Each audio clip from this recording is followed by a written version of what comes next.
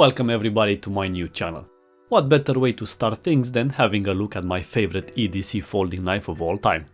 The famous Spyderco Paramilitary 2, of course, in an all black flavor, with the S30V DLC blade. I can't believe I had this knife for almost 7 years now, and I have been using it almost every day.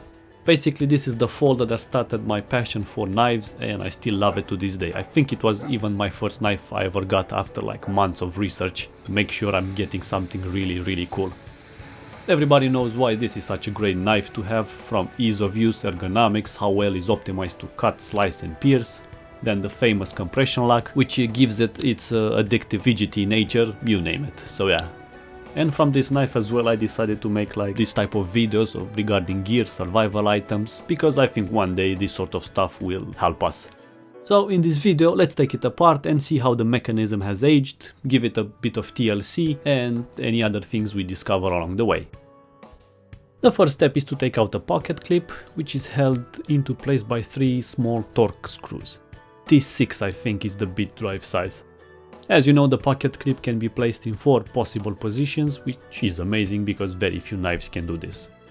Next, let's undo the pivot screws, which are T10s, while the ones on the scales are T8s.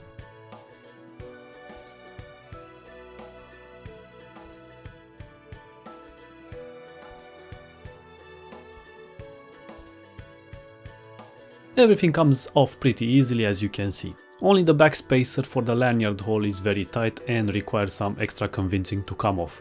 I gently used like a combination of pliers, and then when I had the extra gap I just put a screwdriver in there and just came off. This is the first time I have taken the knife apart, and I know, shame on me, but I did clean it with Q-tips from time to time, from the outside in as much as I could. Now let's inspect the guts. There is some surface rust and dirt on the metal inner liners, but nothing to worry about since everything will come off after a quick wipe with a WD-40 cloth and some minor scraping as I'm about to show you.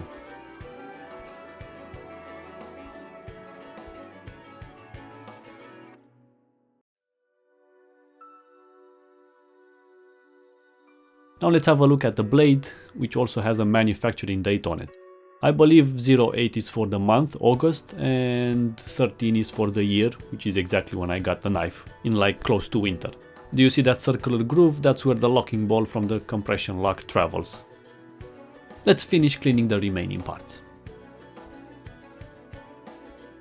Now let's put it back together again. For lubrification I use this fluorinated grease, which from what I understand is very close to the one that Chris Reeves ships with his knives. I also use this one in the Sebenza 21 that I have. Start from the right side, opposing the compression liner side, and bolt that side together. Put some lube to the first washer, making sure the worn part faces the blade. Then add the inner pivot, aligning that flat surface to the inner spacing groove. Then put the blade with some more lube inside. Next is the second washer, and finally the left liner with the scales on it. Bolt everything down and adjust the desired tension in the bolts.